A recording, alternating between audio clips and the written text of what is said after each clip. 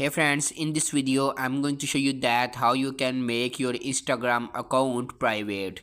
So if you want to know, so don't try to skip this video from any point, and if you are new on our channel, please subscribe to our channel and press the bell icon to never miss any update.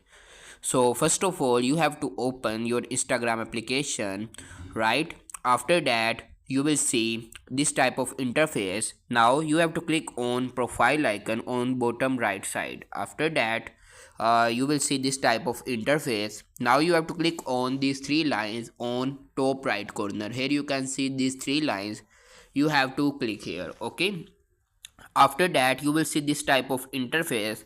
Then you have to click on account privacy. Here you can see who can see your content, and you can see that account privacy. Okay, now you have to click here. After that, you will see this type of interface.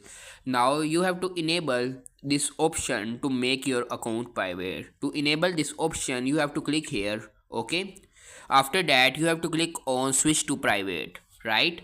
So now our account is private. Okay, so by using this method you can make your Instagram account private.